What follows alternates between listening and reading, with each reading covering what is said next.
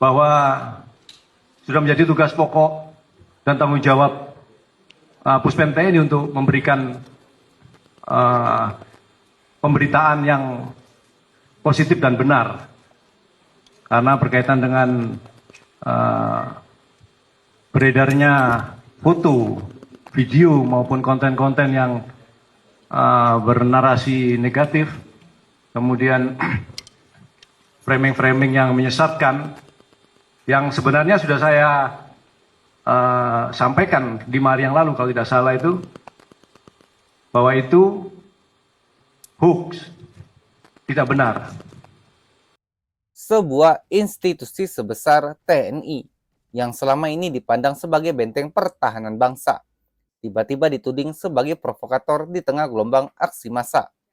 Foto-foto beredar, video viral, narasi pun digoreng kemana-mana. Tapi kemudian muncul klarifikasi resmi lewat video TNI sendiri yang membantah semua tuduhan itu. Lalu, siapa yang sebenarnya memainkan narasi ini?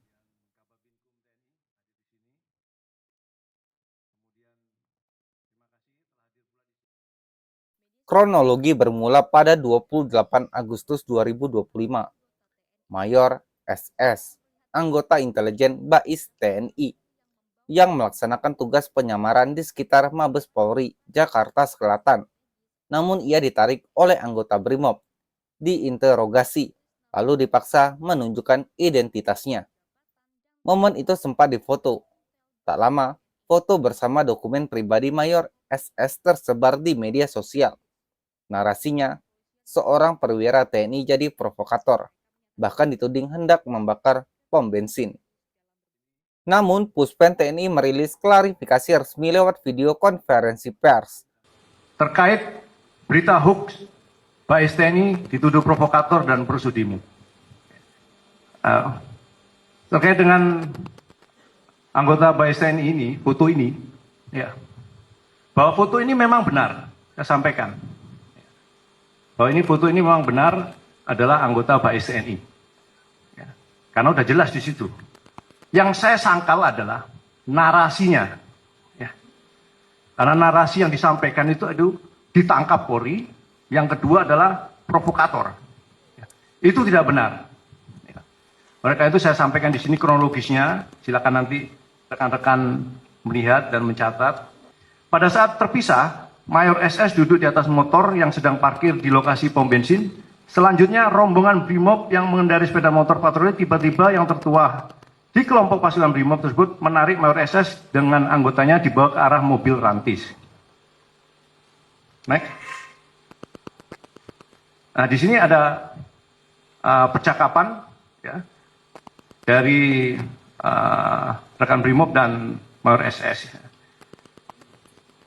Percakapan itu yaitu Mayor BRIMOB dari BRIMOB menyampaikan tertua BRIMOB, kami tuntutan demo dengan nada suara tinggi. Kemudian dijawab, saya tidak ikut demo, Pak. Lanjut, kamu ngapain kamu di sini kalau tidak ikut demo? Maaf, Bapak, saya lagi menjalankan tugas. Disampaikan oleh Mayor SS seperti itu. Kamu tugas apa? Kamu dari mana? Saya dari BAIS. Mana? Kamu dari BAIS. Kamu pakaian preman. Kemudian yang tertua dari BRIMOB memaksa personil BAIS tersebut menunjukkan identitasnya dengan nada suara keras sehingga personil BAIS tersebut menunjukkan identitasnya. Kemudian rekan BRIMOB menyampaikan, kamu pangkatnya apa? Pangkat saya mayor. Dan yang tertua dari BRIMOB melihat surat tugas personil BAIS tersebut dan memerintahkan untuk mengambil dokumen berfoto dengan yang tertua dari BRIMOB kepada anggotanya. Kemudian menyampaikan, siapa yang tertua di kelompokmu? Yang tertua di kelompok saya, Pak. Selanjutnya personil BAIS tersebut dilepas dari pegangan tertua, kemudian menyampaikan Mayor SS itu, maaf Pak, saya dari tadi di belakang pasukan BRIMOB. Sehingga alur perjalanannya dia tahu. Ya, karena memang posisinya di belakang pasukan BRIMOB. Karena sedang melaksanakan tugas juga. Ya sudah Pak, kalau begitu. Selanjutnya saling berjabat tangan dan kartu tugas dikembalikan. Yang tertua BRIMOB langsung pergi bergabung ke pasukan BRIMOB lainnya. Jadi itu kronologis yang terjadi. Setelah itu yang muncul adalah Itu tadi yang saya sampaikan, bukan hanya framing negatif ya, tapi itu framing yang syarat dengan kebencian ya. Bisa dipahami ya bahwa tidak ada penangkapan oleh Polri. Kemudian tidak ada upaya provokator di situ. Ya, tidak ada. Itu tugasnya murni tugas negara untuk memantau, karena pengumpulan data itu dibutuhkan oleh pimpinan untuk menentukan, misalnya memperkuat di daerah A, memperkuat di daerah B. Bagaimana kalau kita tidak tahu situasi di situ? Ya. Dalam tayangan itu, Brigjen Freddy Adrianza menegaskan, tuduhan itu salah besar. Mayor SS bukan perusuh, melainkan sedang menjalankan tugas negara. TNI bahkan menunjukkan bukti kronologi lengkap, termasuk kesaksian bahwa sang mayor sempat berjabat tangan dengan Brimob setelah insiden berakhir. Klarifikasi ini penting, karena di era banjir informasi, citra TNI bisa runtuh hanya karena satu foto yang dipelintir.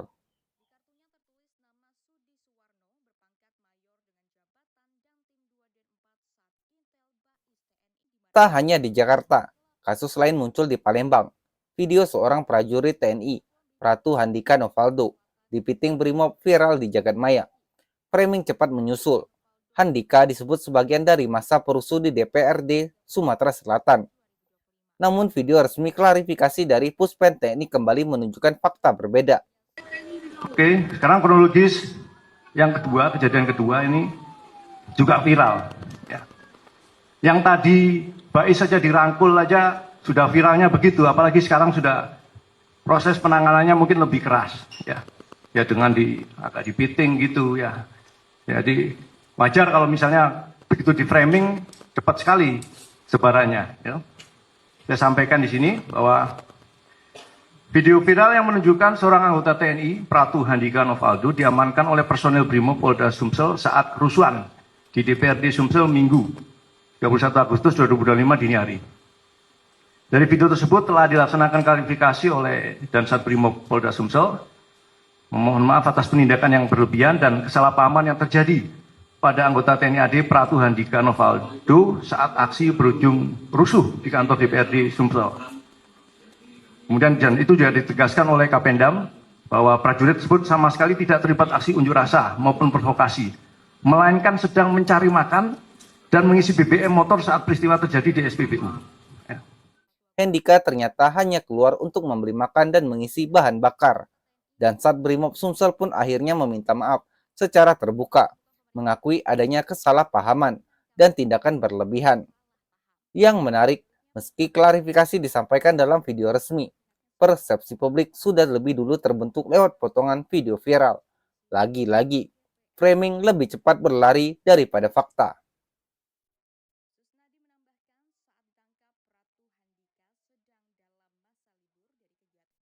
Pola yang sama juga terlihat di Ternate. Seorang remaja 16 tahun, Pascal Mamengke, di framing sebagai anggota TNI yang membuat onar. Padahal klarifikasi resmi dari Kapolres Ternate yang juga ditampilkan dalam video bersama keluarganya menegaskan Pascal hanyalah pelajar, bukan tentara. Selanjutnya berita hoax, seorang pemuda dituding sebagai anggota TNI dan tertangkap ikut menjadi provokator kerusuhan di Ternate.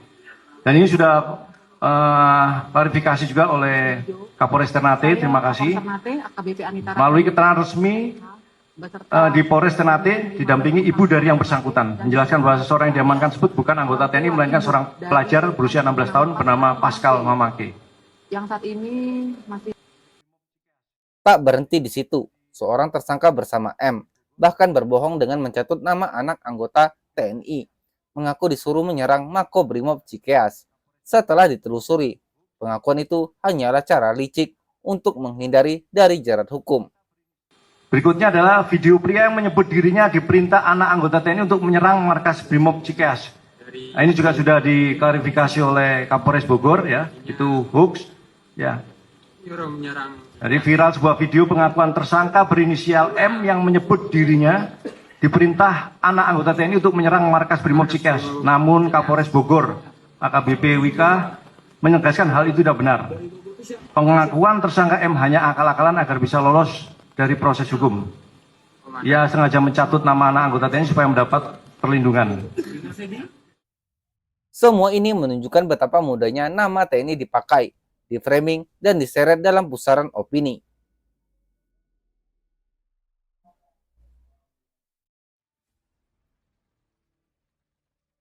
Dalam video klarifikasi gabungan, TNI dan Polri sama-sama hadir. Brigjen Freddy Adrianza dari Puspen TNI bersama Brigjen Pol Truno Yudo dari Divisi Humas Polri menegaskan hal yang sama. Kedua institusi tetap solid.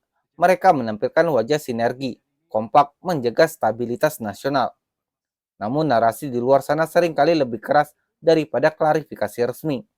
Masyarakat yang terlanjur percaya pada video viral kadang mengabaikan video resmi TNI Polri. Disinilah letak pertaruhan terbesar, bukan sekedar soal soliditas di lapangan, tapi soal siapa yang menguasai persepsi publik. Sejarah menunjukkan, gesekan TNI Polri kerap dimanfaatkan pihak tertentu. Kini, dengan media sosial sebagai alat, taruhannya jauh lebih besar. Bukan hanya citra, tapi juga kepercayaan rakyat pada negara. Kawan, pertanyaannya sederhana tapi tajam. Mengapa TNI begitu mudah dituduh, bahkan ketika sudah ada klarifikasi resmi lewat video?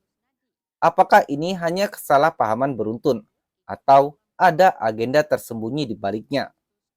Tulis pendapat kalian di kolom komentar. Apakah kalian percaya pada klarifikasi resmi TNI Polri? Atau justru merasa ada yang ditutup-tutupi? Jangan lupa subscribe, like, dan nyalakan lonceng notifikasi agar tidak ketinggalan liputan investigatif lain yang membongkar kebenaran di balik layar. Sampai jumpa di video berikutnya. Stay waras di dunia yang semakin gila.